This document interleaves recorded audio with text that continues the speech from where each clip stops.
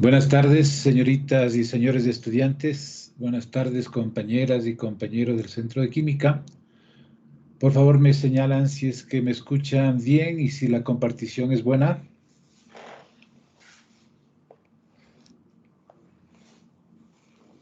Sí, profe.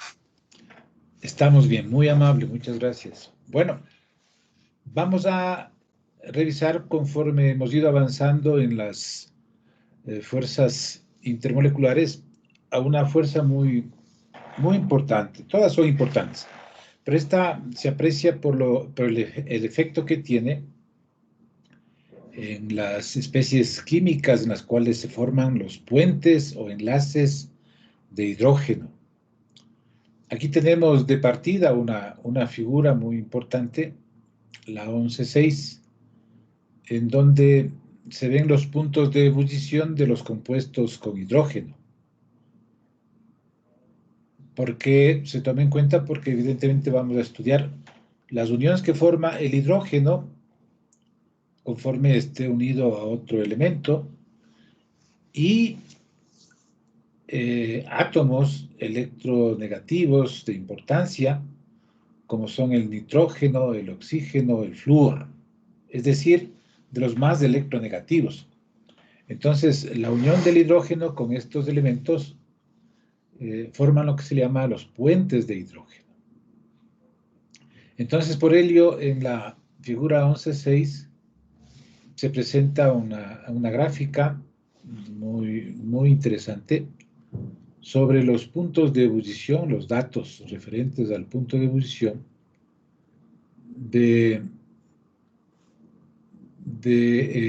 compuestos que contienen hidrógeno y que pertenecen o están unidos el hidrógeno, son hidruros, unidos a elementos de los grupos de la tabla periódica 4A, es decir, del que encabeza el carbono, 5A, el que encabeza el nitrógeno, siempre tenga a mano su tabla, el 6A, aquel que encabeza el oxígeno, y el 7A, el que preside el flúor. Entonces se expresan los puntos de ebullición,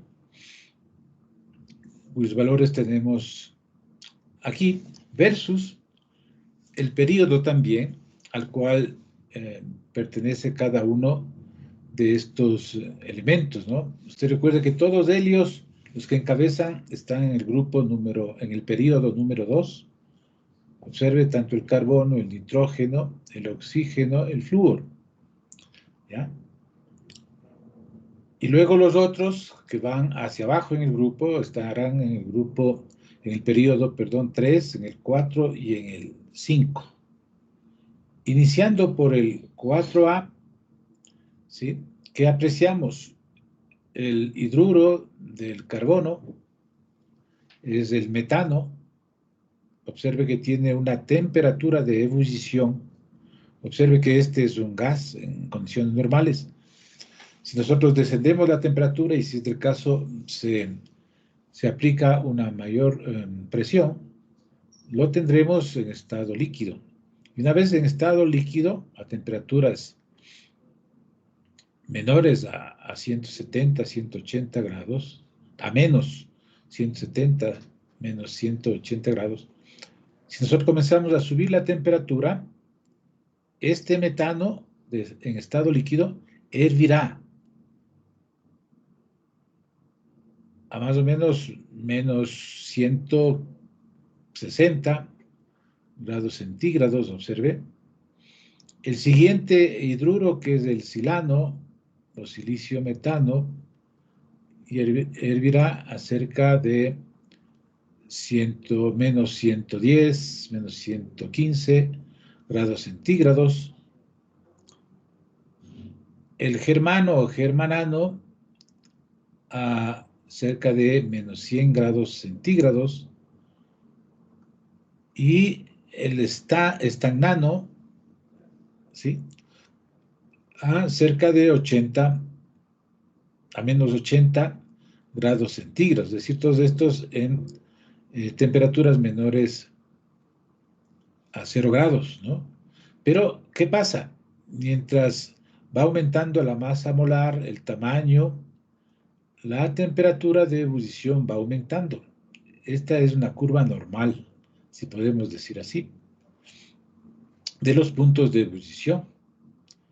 Pero si nosotros pasamos, observe, al 5, en el caso del amoníaco, el primer hidruro con el nitrógeno, este asimismo es un gas, como conocemos. Si lo pasamos al estado líquido, hervirá a una temperatura aproximada, qué sé yo, de menos 45 grados centígrados, y en vez de ir incrementándose, ¿no es cierto?, conforme aumenta la masa molar, desciende, ¿ven?, drásticamente en la fosfina alrededor de menos 100 grados centígrados. Luego nuevamente comienza a subir en la arsina y también sube un poco más arriba del amoníaco en la estibina. En todo caso, ya no es una curva, podríamos decir, lógica de ascenso conforme descendemos en el grupo, sino que hay un descenso importante y luego comienza nuevamente a subir. ¿Ya? Pasando al grupo 7 por el nivel de temperatura, ¿no es cierto? Tenemos al fluoruro de hidrógeno. Observe que hierve a alrededor de unos, será 15, 20 grados centígrados, pasando del estado líquido al estado de vapor, y sufre un drástico descenso en el cloruro de hidrógeno al estado líquido para hervir a cerca de menos 100 grados centígrados. Y luego tiene un ascenso no pronunciado, sino de menor nivel de diferencia, con el bromuro de hidrógeno y luego con el ioduro de hidrógeno. Observe. Y para el último, por el alto punto de ebullición de líquido, tenemos al hidruro de oxígeno, que es el agua. El agua hierve, como usted sabe, en condiciones normales a 100 grados centígrados. Y el sulfuro de hidrógeno, observe, hierve a alrededor, qué sé yo, de 65, de menos 65, menos 70 grados centígrados, y luego en el siguiente, en el seleniuro de hidrógeno, asciende paulatinamente y sube un poco más en el telururo de hidrógeno. Pero observe la diferencia con el primero, con el agua. Lo mismo ocurre con el fluoruro de hidrógeno y el amoníaco en relación a los que vienen luego. Es decir, el primero del grupo, por sus mayores electronegatividades, excepto, ¿no?, el metano, ¿ya?, los que encabezan los grupos 4A, perdón, 5A, 6A y 7A, tienen notables diferencias en relación a los que forman los elementos que van hacia abajo. Y eso se debe a la presencia importante de los enlaces o puentes de hidrógeno. Fíjese la importancia que tienen estas fuerzas intermoleculares. Entonces, bien, acá nos dice, en la figura 11.6, dice puntos de ebullición de los compuestos con hidrógeno de los elementos de los grupos 4A, 5A, 6A y 7A. Y señala, a pesar de que normalmente esperamos que el punto de ebullición se incremente a medida que se desciende en un grupo, podemos observar que tres compuestos, el amoníaco, el agua y el fluoruro de hidrógeno, se comportan de manera diferente. Esta anomalía se puede explicar en términos del enlace de hidrógeno intermolecular, llamado también, como señalamos, puente de hidrógeno. Entonces, bien nos sirven estos referentes para el análisis que viene a continuación. Normalmente señala los puntos de ebullición de una serie de compuestos similares que contienen elementos del mismo grupo periódico, como vimos en los gráficos, se incrementan con la masa molar.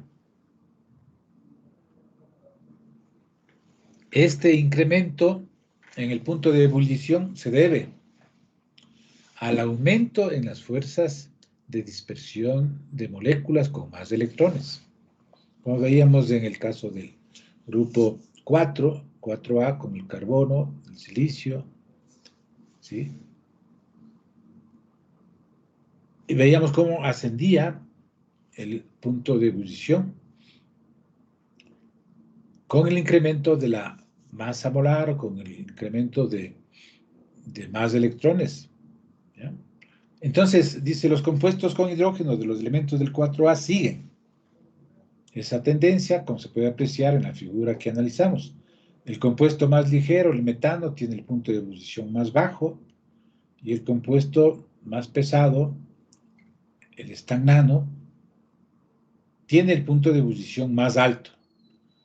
No obstante, los compuestos con hidrógeno de los elementos de los grupos 5A, 6A y 7A no siguen la tendencia. En cada una de estas series, el compuesto más ligero, el primero, o con el primer elemento, el amoníaco, el agua, el fluoruro de hidrógeno, tiene el punto de ebullición más alto de la serie, lo contrario a lo esperado, considerando la masa molar. Esta observación debe implicar que existen atracciones moleculares más fuertes, tanto en el amoníaco como en el agua y en el fluoruro de hidrógeno, en comparación con otras moléculas de los mismos grupos.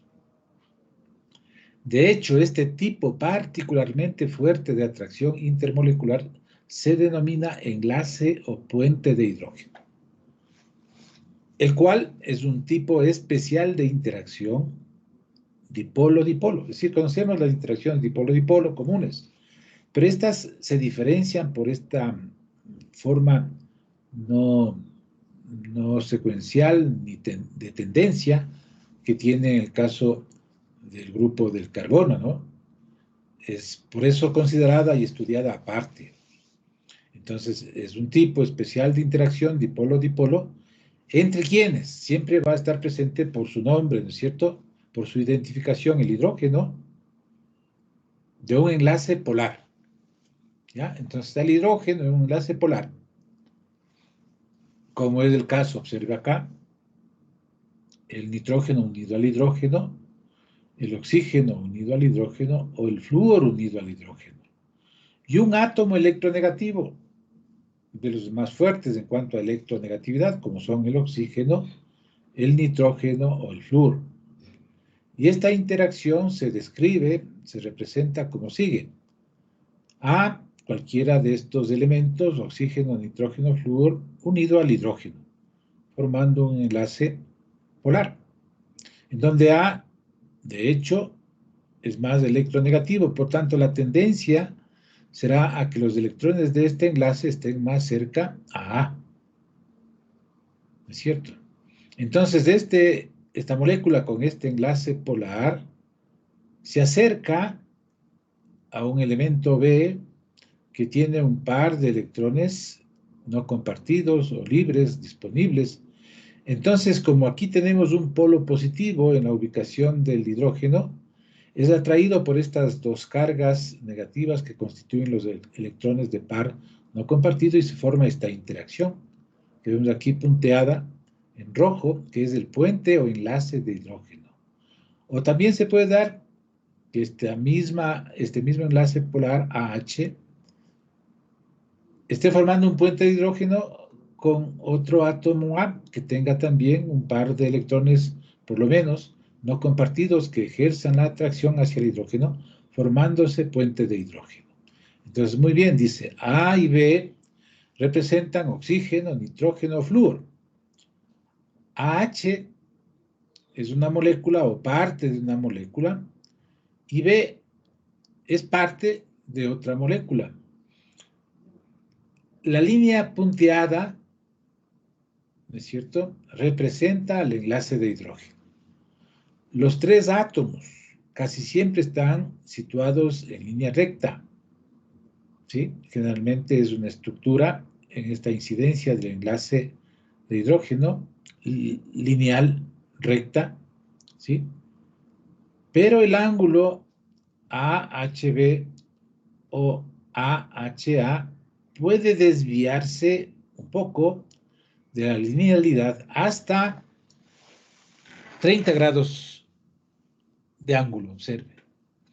Entonces, no siempre van a estar lineales en una línea recta, mejor dicho, ¿no?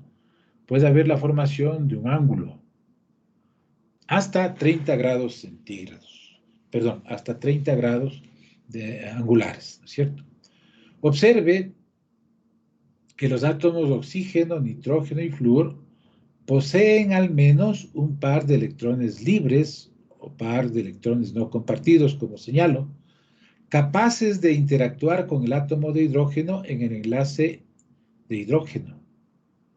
¿Sí? Recuerde usted que proviene de un enlace polar, en donde el polo positivo lo tiene el hidrógeno. ¿Ya? Bien, la energía promedio de un enlace de hidrógeno es demasiado grande para una interacción dipolo-dipolo. Más de 40 kilojoules por cada mol. Observe, la energía promedio de un enlace de hidrógeno. Por esta razón, los enlaces de hidrógeno tienen un fuerte efecto, la consecuencia, en la estructura y propiedades de muchos compuestos, como lo que vimos en el punto de ebullición. La figura 11.7 muestra varios ejemplos de enlace de hidrógeno. Ya vamos a ver la figura 11.7. La fuerza de un enlace de hidrógeno es determinada por la interacción coulombica, es decir, basada en la ley de Coulomb, entre el par libre de electrones o par no compartido del átomo electronegativo y el núcleo del hidrógeno, que está formando parte del enlace polar, ¿no? Ya que si el par de electrones se acerca más al electronegativo, al más electronegativo, en la práctica quien está ejerciendo una contraparte es el núcleo del hidrógeno, que tiene un protón, ¿no es cierto? Por eso el polo positivo se ubica en lo que queda del hidrógeno, podemos decir así. Y eso explica, ¿sí? Y eso explica este tipo de interacción, ¿cierto? Entonces se basa en la ley de Coulomb, que está mucho más antes, en el estudio que usted debe haber hecho sobre los tipos de enlaces y la polaridad de enlaces, que sigo recomendándoles que lean este texto, ustedes encuentran los capítulos precedentes. Bien, por ejemplo, dice, el flúor es más electronegativo que el oxígeno, por lo que esperaríamos que los enlaces en el fluoruro de hidrógeno líquido fueran más fuertes que en el agua. En la fase líquida, las moléculas de fluoruro de hidrógeno forman cadenas en zigzag. Entonces aquí viene la geometría que generan los puentes o enlaces de hidrógeno. En el caso del fluoruro de hidrógeno, esta es lineal, observe, es decir, bidimensional máximo, ¿no es cierto? Y forman cadenas en zigzag. Entonces aquí tenemos el átomo de flúor de hidrógeno, forma enlace de hidrógeno con el otro flúor, hidrógeno, enlace de hidrógeno con otro flúor y así sucesivamente. ¿Sí? El fluoruro de hidrógeno tiene un punto de ebullición menor que el del agua, porque cada molécula de agua toma parte en 4 enlaces de hidrógeno intermoleculares. Observe acá, ¿no? Aquí está una molécula de agua, acá está otra. Observe las posibilidades. Un hidrógeno, otro hidrógeno. Por este sector, que hay un par no compartido, puede formar un puente de hidrógeno con otra molécula de agua. Y por este lado puede formar otra. Entonces puede formar 4 enlaces de hidrógeno, en fin de cuentas. Observe. Entonces, hay una posibilidad más amplia. Por eso las redes de enlaces de hidrógeno en el agua vienen a ser tridimensionales. Y cuando el agua pasa a convertirse en hielo, Estas redes tridimensionales son las que dan el aporte para que existan más espacios vacíos y por ello el agua sólida tiene menor densidad, o el hielo tiene menor densidad que el agua líquida. ¿Ya? Entonces aquí las posibilidades son mayores. Me van a decir en el flúor tenemos 1, 2, 3 pares no compartidos. Ya, muy bien, pero en cambio aquí, por ser mayor el número de pares no compartidos, puede darse un impedimento estérico. Es decir, un estorbo, si me permiten usar el término, en cuanto a la estabilidad de esas redes que pueden formar. Entonces, al ser una molécula lineal, es diferente a una molécula que tiene un ángulo en el caso del agua. Y la posibilidad de que haya menor impedimento estérico acá que en el fluoruro de hidrógeno. Entonces eso incide en que el punto de ebullición del agua sea mayor que el punto de ebullición del fluoro, que el del fluoruro de hidrógeno. Entonces la geometría, la estereoquímica de este tipo de moléculas es trascendental. ¿Ya? Señala, en la sección 11.3 volveremos a analizar esta importante propiedad del agua, los puentes de hidrógeno. El ejemplo que viene luego, el 11.2, muestra el tipo de especies capaces de formar enlaces de hidrógeno con el agua, ¿no? Bueno, antes también en esta figura 11.7 dice enlaces de hidrógeno en el agua, en el amoníaco y el fluoruro de hidrógeno. Las líneas sólidas representan los enlaces covalentes iniciales, podemos decir así. Las líneas punteadas representan los enlaces de hidrógeno, ¿no? Fíjense, en el amoníaco tiene solo un par de electrones no compartidos, formará un solo puente de hidrógeno con otra molécula de amoníaco. No tiene otra posibilidad. Por eso el punto de ebullición es mucho menor que el del agua. El agua puede formar un puente de hidrógeno con el amoníaco, un puente. Porque si colocamos acá otro puente de hidrógeno, va a haber un impedimento estérico. Observe, la estructura del amoníaco, NH3, va a impedir una estabilidad estérica más adecuada. Entonces van a existir problemas. Por eso forma una unión, enlace o puente de hidrógeno. Lo mismo, observe, entre el nitrógeno y la molécula de agua se da esa posibilidad. Entonces, hacia acá puede formar un puente de hidrógeno con la molécula de agua, como vemos esta acá. Es como si este amoníaco lo trasladamos acá, puede formar otra molécula, ¿cierto? Y el agua puede formar una igual acá, entonces, pero no tiene la misma red de organización estructural geométrica que tiene el agua, cuando en este caso se compara con la red que puede formar el amoníaco con el agua.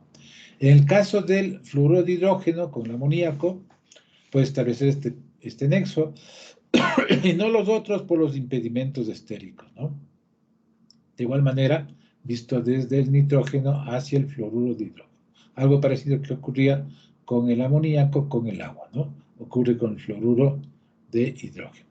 La estructura más desarrollada, la del agua. Por eso el punto de ebullición, la cantidad de puentes de hidrógeno o enlaces de hidrógeno mayor en el agua. Muy bien.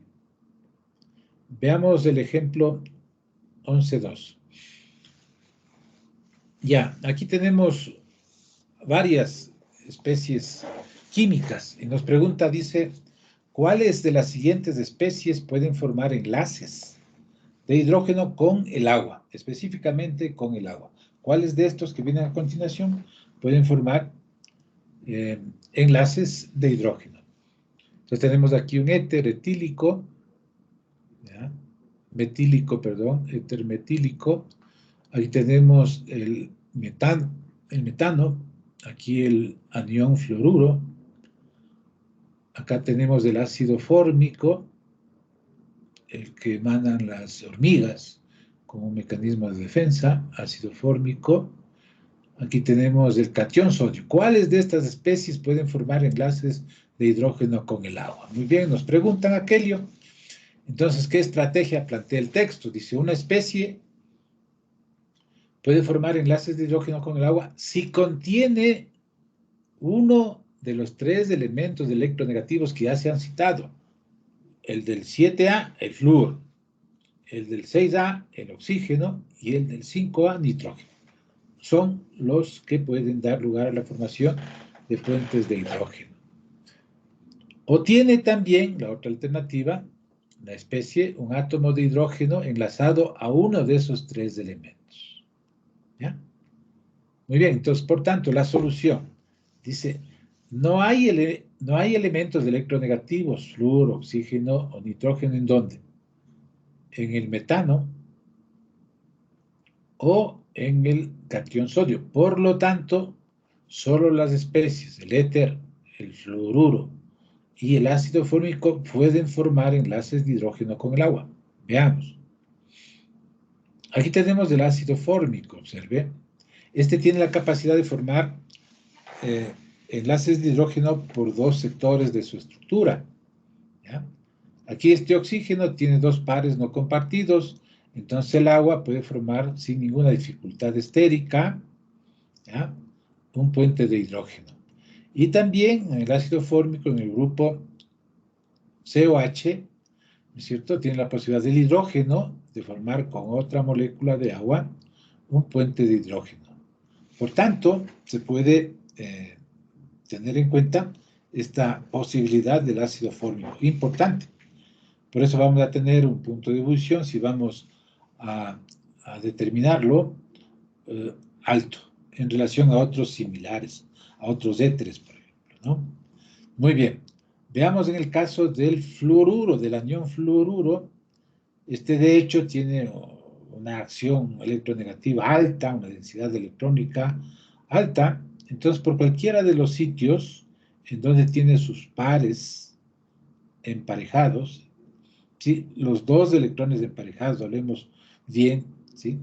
Formando parejas, ¿ya? La electronegatividad es la concentración de electrones es alta. Entonces, por cualquiera de estos sitios puede unirse a una molécula de agua y formar puentes o enlaces de hidrógeno. ¿Ya? Luego, en el éter, bueno, acá teníamos un ácido carboxílico, yo dije, creo que éter, ¿ya? Este es un ácido carboxílico, grupo COOH en la química orgánica. Acá tenemos éter, ¿no es cierto? Tenemos como punto medio al oxígeno. Este puede sin problemas por cualquiera de los dos pares no compartidos formar un puente de hidrógeno con el agua. Entonces, el ácido fórmico, el fluoruro y el éter metílico puede formar puentes de hidrógeno, de los que nos plantearon acá. Entonces, se verifica, dice, observe que el ácido fórmico puede formar enlaces de hidrógeno con el agua de dos maneras. Entonces, aquí tenemos justamente, observe, ya un poco espacial, geométricamente representado, observe, este es el ácido fórmico, ¿ya? Aquí está la unión, observe, el polo positivo, es decir, el polo negativo, el oxígeno, con los dos pares no compartidos, ¿ya? Entonces, sin dificultad puede formar esta atracción con el hidrógeno del agua, de una molécula de agua. Y por el otro sector, el hidrógeno del ácido carboxílico puede formar con el oxígeno de otra molécula de agua también puentes de hidrógeno. Entonces, tiene dos frentes por donde estructurar puentes de hidrógeno. Bien, usted en su trabajo individual suma los ejercicios de práctica que hemos de seguir topando en el análisis del texto. Entonces usted le suma este ejercicio de práctica al trabajo individual sobre fuerzas intermoleculares, ¿no? Recuerde que los puentes de hidrógeno son un tipo especial de fuerzas intermoleculares, en este caso dipolo-dipolo. Usted efectúa o suma el ejercicio de práctica que dice cuáles de las siguientes especies pueden formar enlaces de hidrógeno entre sí, solo entre moléculas de esta especie. Solo entre moléculas de esta especie y solo entre moléculas de esta especie. ¿Qué tenemos? En A, sulfuro de hidrógeno, en B, benceno y en C, el metanol. ¿Cuáles de estas sí pueden formar enlaces de hidrógeno entre sí? Recuerde, a diferencia de acá, entre el agua y estas. Aquí habla de moléculas de la misma especie. Muy bien. Profe, una pregunta. ¿Ese ejercicio sería para el deber del sábado o sería Sí. parte? Para el de fuerzas intermoleculares. Ya, gracias. De nada. Avancemos. Esta revisión de conceptos también entra en la tarea individual. Son muy concretos, ¿no? Aquí es un análisis un poco más de pensarlo, ¿no? Dice, ¿cuál de los siguientes compuestos es más probable que exista como líquido a temperatura ambiente? Entonces aquí tiene que ver con los puentes de hidrógeno, con las fuerzas intermoleculares que puedan desarrollar. Observe. ¿Cuál de ellos es más probable que exista como líquido? ¿Y por qué? ¿No es cierto? Observen. El etano, C2H6, la hidracina, N2H4, y el fluorometano, CH3F. ¿Cuál de estos? ¿Cuál de estos? ¿O cuál de los siguientes compuestos es más probable que exista como líquido a temperatura ambiente? Esto también suma a su tarea individual, que son 5 ejercicios nada más. Suma estos de práctica, ¿no? Muy bien. Entonces señala, dice, las fuerzas intermoleculares analizadas hasta aquí son fuerzas de atracción, ¿ya? Entre las moléculas. Sin embargo, se debe tener en cuenta que entre las moléculas también hay fuerzas de repulsión, ¿sí? En consecuencia, cuando dos moléculas entran en contacto, la repulsión entre sus electrones y núcleos entra en juego. Entonces, no solo se debe partir de la atracción, sino también de la repulsión. Si están cerca electrones de dos especies, de dos moléculas, va a haber repulsión.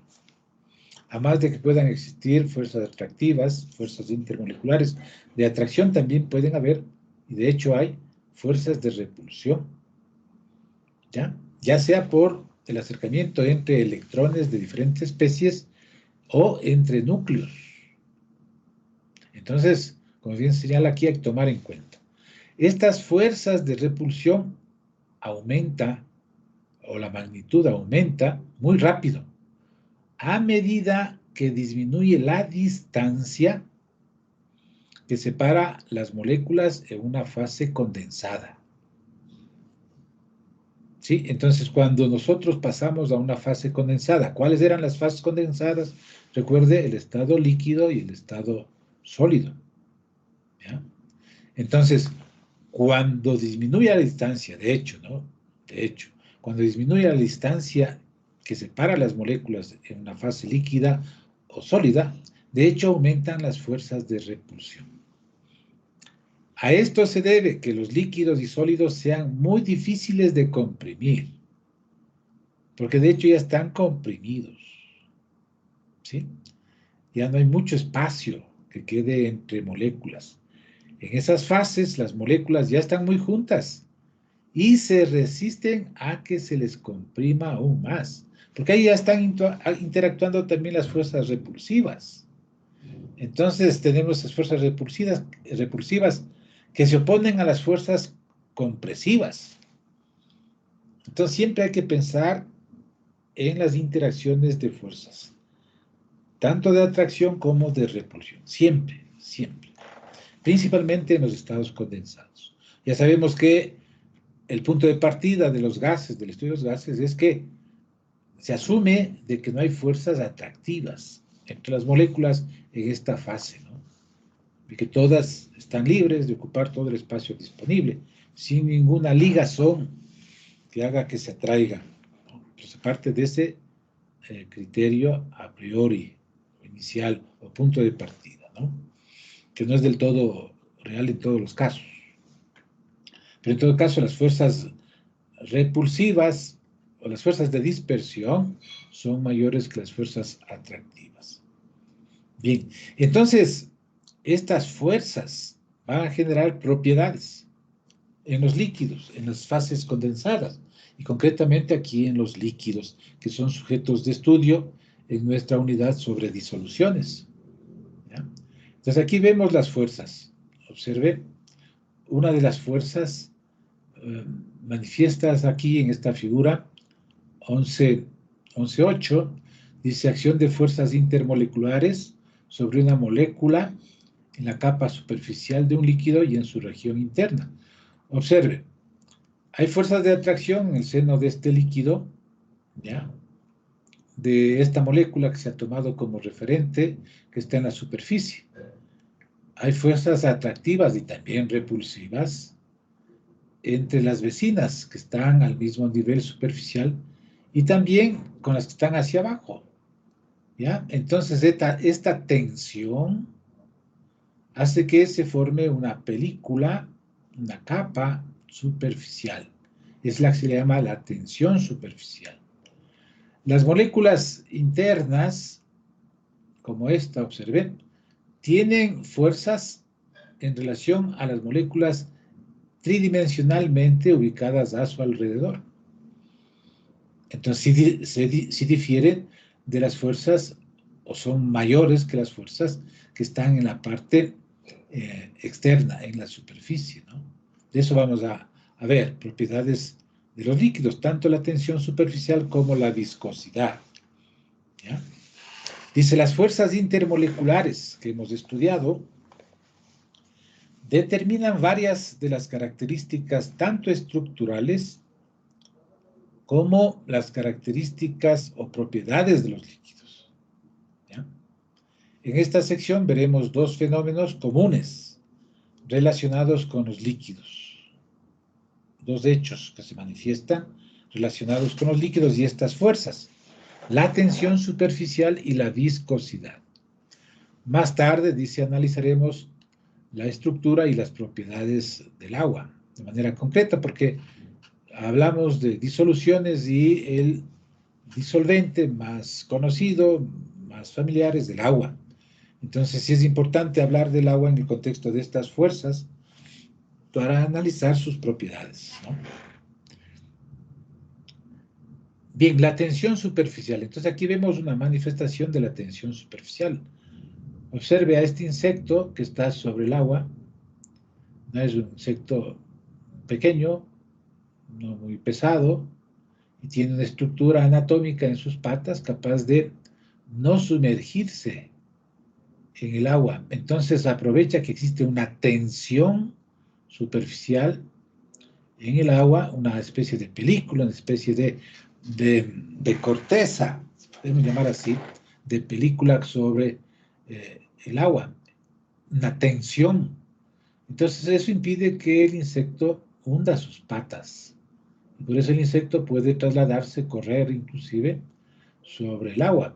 Y a veces hasta pequeños reptiles, como similares a las lagartijas, que por su estructura palmeada de las patas aumentan la superficie de las mismas, pueden también desplazarse fácilmente sobre el agua, ¿ya? Entonces, es un efecto de la tensión superficial. Entonces, nos señala que las moléculas que se encuentran en el seno del líquido, como vimos esa figura anterior, son atraídas en todas direcciones por las fuerzas intermoleculares. No hay tendencia hacia una dirección única, ¿cierto? ¿Ya? No hay tendencia hacia una dirección única, sino en todas las direcciones, tridimensionalmente. ¿Ya? Bien. Sin embargo, las moléculas de la superficie son atraídas hacia abajo, hacia los lados, por otras moléculas, pero no arriba, porque ya no hay nada, ¿no es cierto?, de la superficie. En consecuencia, estas atracciones intermoleculares tienden a atraer esas moléculas hacia el líquido, Todas las que están en la superficie tienden a ser atraídas hacia adentro, lo que ocasiona que la superficie se tense, como si fuera una película elástica. Entre las moléculas polares del agua y, digamos, las moléculas no polares de una cera para autos, la atracción es mínima o nula, por lo que las gotas de agua, por ejemplo, en el caso de la cera para autos, adoptan una forma de esfera, ¿no es cierto? Usted ha visto un vehículo donde se ha lavado, se lo ha limpiado, y luego se ha pasado cera sobre las latas. Cuando llueve, ¿no es cierto? Como no hay una interacción de solubilidad entre la cera y el agua, se forman esas cuentas esféricas, ¿no es cierto? Porque de esa manera se minimiza el área superficial del líquido. Si la tensión superficial actúa ahí, tensando hacia el centro de esas esferas a las moléculas del agua, porque no tienen interacción de solubilidad con la cera. Lo mismo pasa con la superficie cerosa de una manzana húmeda, porque también produce el mismo efecto, observa. Ahí tenemos una manzana a la cual, para conservarla, se la pone cera, se la encera, una película muy pequeña, no, muy delgada de cera, para evitar, por ejemplo, la acción de putrefacción que puede incidir cuando están en condiciones de humedad, por ejemplo, las manzanas, ¿no? Entonces, de esa manera se cuida a que se mantengan más tiempo frescas, porque impiden la acción del agua, y el agua puede estar contaminada, puede tener bacterias, y si entonces hay una penetración pasando por la corteza de la manzana, va a incidir en una putrefacción. Por eso las manzanas enceradas tienen un costo un poco mayor que las manzanas que no son enceradas. De por sí, la corteza de la manzana tiene cierto nivel de rechazo a la humedad, pero más aún se beneficia si es que se la encera. Lo mismo ocurre con los vehículos, cuando son encerados frecuentemente, limpiados, es un proceso que demora y cuesta, ¿no?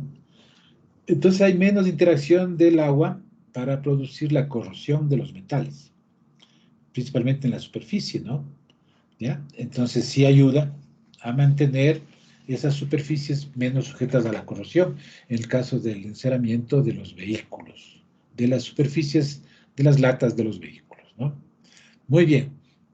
Entonces, la tensión superficial es una medida de la fuerza elástica que existe en la superficie de un líquido. Entonces, cuando se mide esa fuerza de formar esa película,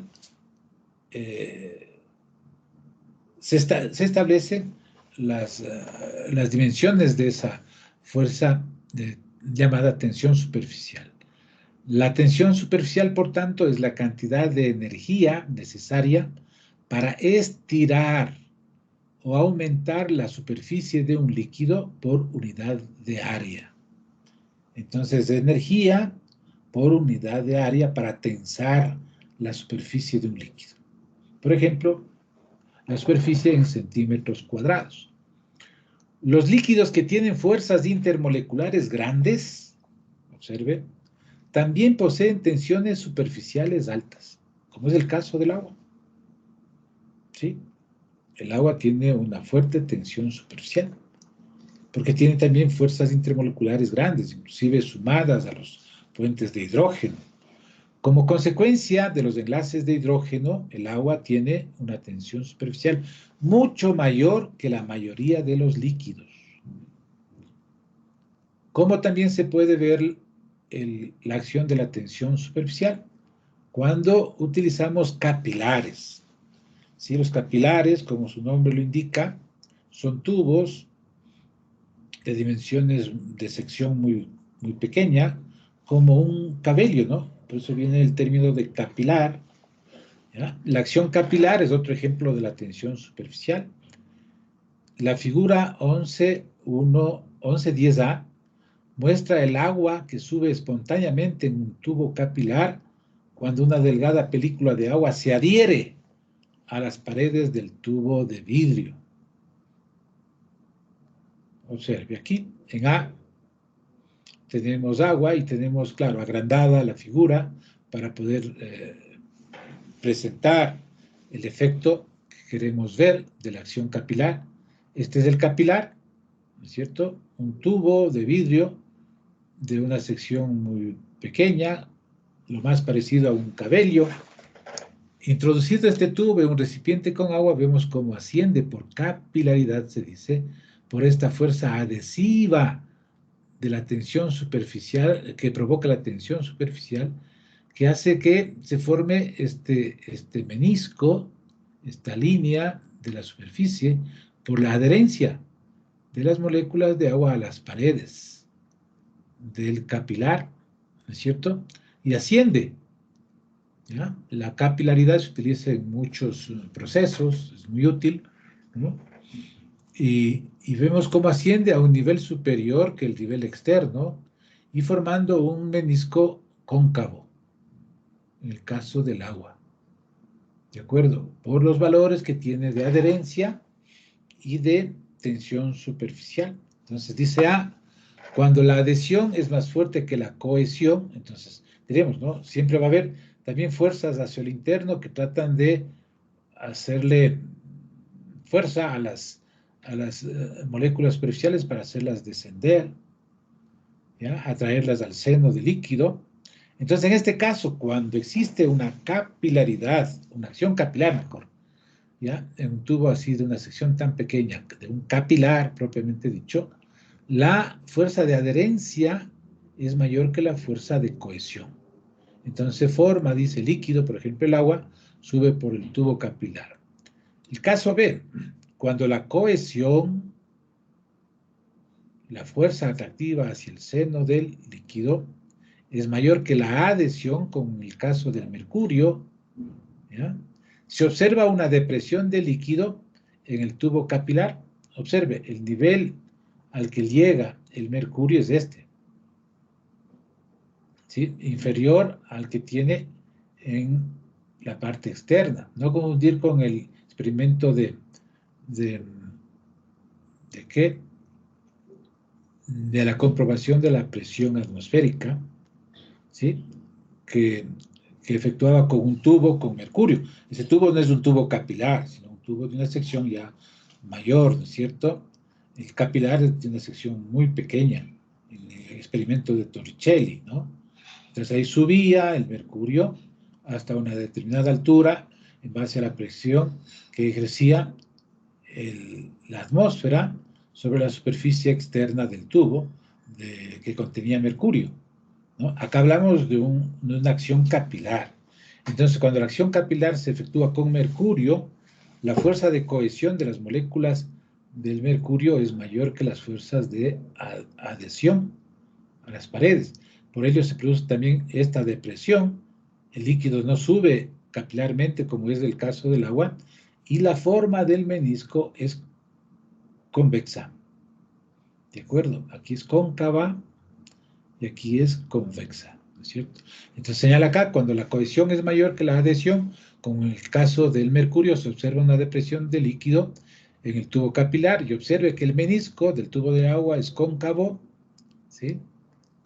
O redondeado hacia abajo, en tanto que el del tubo con mercurio es convexo o redondeado hacia arriba. Muy claro, ¿no? Muy bien. Entonces, la acción capilar es un ejemplo de aquello y estamos viendo que la capilaridad es el resultado de dos tipos de fuerzas. Una de ellas es la cohesión o atracción intermolecular entre moléculas semejantes, en este caso las moléculas de agua. La otra fuerza, conocida como adhesión, es una atracción entre moléculas distintas como las del agua y las del tubo de vidrio. Observe, el vidrio también es un fluido, ¿verdad? Pero un fluido que se mantiene en un estado sólido especial, ¿ya?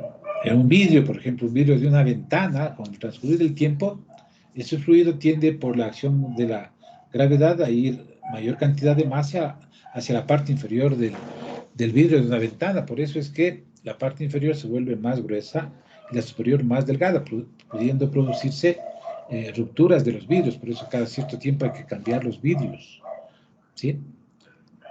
Bien, entonces si la adhesión es más fuerte que la cohesión, como sucede en la figura 11-10A que ya vimos, el contenido del tubo será impulsado hacia arriba.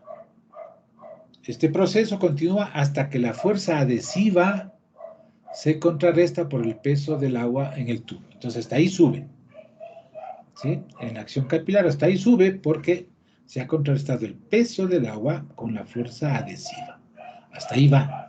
Por eso se aprovechan los tubos capilares. Mientras más delgada es la sección, a mayor nivel subirá el líquido, en este caso el agua, o una solución acuosa, o una disolución de un disolvente que queramos nosotros emplear, ¿no?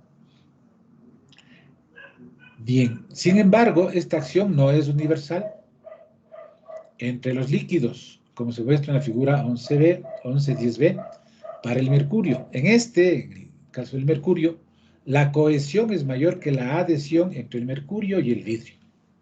De manera que cuando el tubo capilar se sumerge en este líquido, lo que sucede es una depresión o disminución del nivel del mercurio, es decir, la altura del líquido en el tubo capilar está por debajo de la superficie externa del mercurio en el recipiente.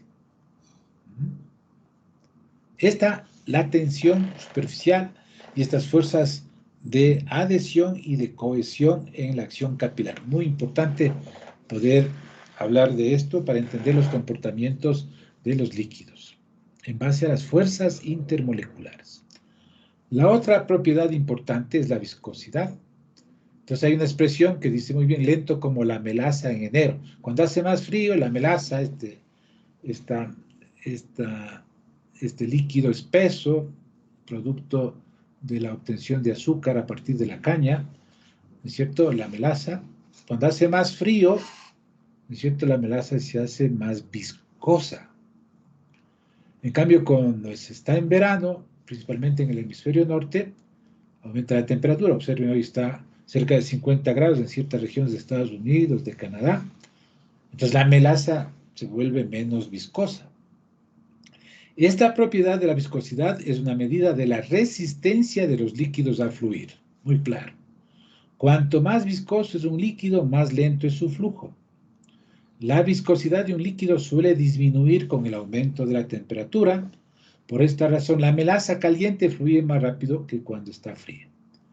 Los líquidos con fuerzas intermoleculares fuertes son más viscosos. Observen. Que los que tienen fuerzas intermoleculares débiles. Vamos a ver una tabla. El agua tiene mayor viscosidad que muchos otros líquidos por su capacidad para formar los enlaces de hidrógeno. Otra vez presentes los enlaces de hidrógeno. Cabe hacer notar que la viscosidad del glicerol es mucho mayor que la de los otros líquidos que se muestran en la tabla 11.3. El glicerol tiene la siguiente estructura. Observe 3 átomos de carbono unidos a grupos OH. Todos ellos unidos a un grupo OH. Entonces las posibilidades de puentes de hidrógeno aumentan. ¿Sí? Como el agua, el glicerol también es capaz de formar enlaces de hidrógeno. Cada molécula de glicerol tiene 3 grupos OH que pueden participar en enlaces de hidrógeno con otras moléculas de glicerol.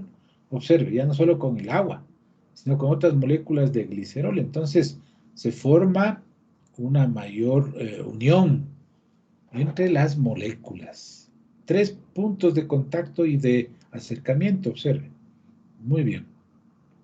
Además, debido a su forma, las moléculas tienden más a entrelazarse que a deslizarse, como lo hacen las moléculas de líquidos menos viscosos. Estas interacciones contribuyen a su elevada viscosidad. Entonces aquí está el glicerol, observa. Los 3 átomos de carbono, ¿ya? Estos tienen 2 hidrógenos y unidos a un oxígeno y está un hidrógeno. Entonces observe, las entramadas disposiciones que podrán formar las moléculas de glicerol. Entonces aquí tienen posibilidades de puentes de hidrógeno. 2 electrones, 2 pares no compartidos, ¿ve? En cada oxígeno que pueden unirse a los átomos de hidrógeno de otra molécula. Por eso el glicerol es mucho más viscoso. Entonces, esta dificultad para fluir, la viscosidad se mide en newtons por segundo sobre metro cuadrado. Aquí están algunos líquidos, de los más conocidos, podemos decir así, y sus viscosidades en estas unidades.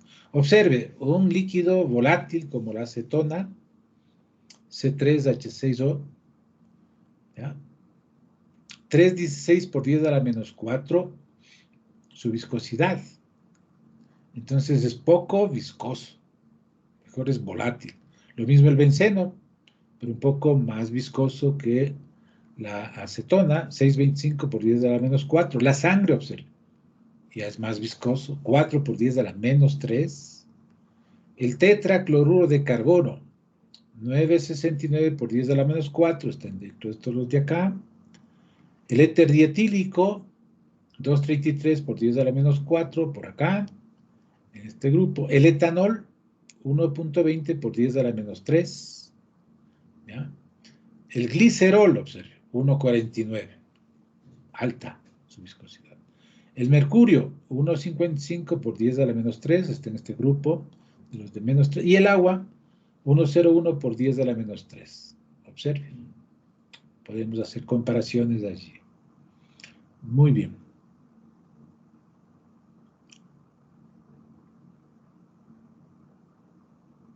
Ya. Dejemos para analizar. Esta revisión de conceptos sí la integra. ¿Por qué se aconseja a los automovilistas a que usen aceites más viscosos para sus máquinas en el verano y menos viscosos en el invierno? Bien, en la próxima clase, la próxima semana, hablaremos sobre estructura y propiedades del agua, un tema muy concreto, sobre los cambios de estado, la estructura con el hielo, observe, y la forma como esto influye en la estructura del agua, ¿no? Muy bien. Para luego ya adentrarnos en el capítulo número 12, que habla de otras propiedades de las disoluciones principalmente. Aquí hemos visto propiedades, algunas propiedades en base a las fuerzas intermoleculares. Muy bien, quedamos hasta allí en esta semana.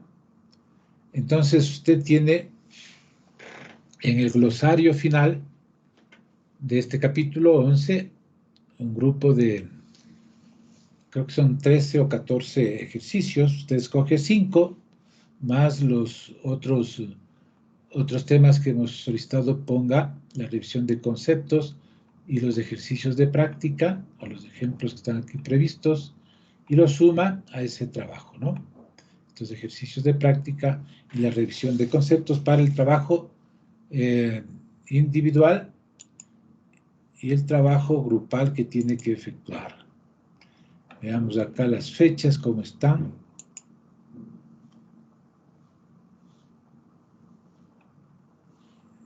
Ya. Fuerzas intermoleculares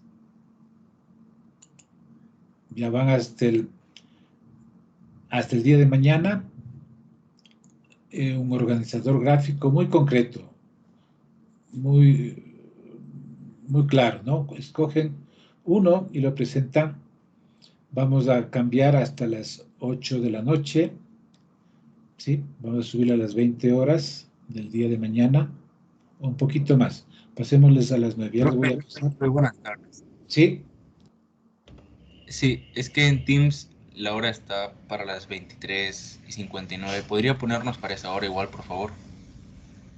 Ah, ya hasta las 23:59. Ya, está bien, ya cambio. Listo. Y el trabajo individual, con esos detalles que hemos señalado, 5 ejercicios de ese glosario final que hay del capítulo, más los ejercicios de práctica y esas otras pequeñas actividades. Esto está hasta el sábado 10. Tienen hasta el sábado para poder presentar el trabajo individual. El grupal sí, hasta mañana, entonces hasta las 23:59. Ya voy a cambiar el horario, ¿no? Muy bien, jóvenes. Profe, Sí. El trabajo individual entonces serían los 5 ejercicios del glosario y los temas de los conceptos y los ejercicios que recién nos acabo de nombrar en este momento de la clase. Esto sobre fuerzas intermoleculares que tienen ejercicios y tienen esas otras tareas pequeñas. ¿De acuerdo? ¿Sí? ¿Estamos claros? Todo lo que es sobre fuerzas intermoleculares más estos adicionales de ejercicios de práctica y esas pequeñas consultas o razonamientos que están en la revisión de conceptos. Entonces usted tiene que observar desde el comienzo que se habla de las fuerzas intermoleculares, escoge 5 ejercicios de los que no están resueltos en el texto, los resuelve y adiciona estas otras tareas, como trabajo individual hasta el sábado 10 de julio. ¿Sí? ¿Hay alguna otra pregunta? Muy bien, jóvenes. Pasen muy bien. Una buena tarde. Hasta otro día. Mañana la parte experimental. ¿Sí? Muy bien. No, ya hicimos la parte experimental. No. Ustedes hasta ahí vamos. La próxima semana nos vemos. Hasta luego. Pasen bien. Hasta luego, profe. Gracias. Hasta luego, profe. Pasen bien.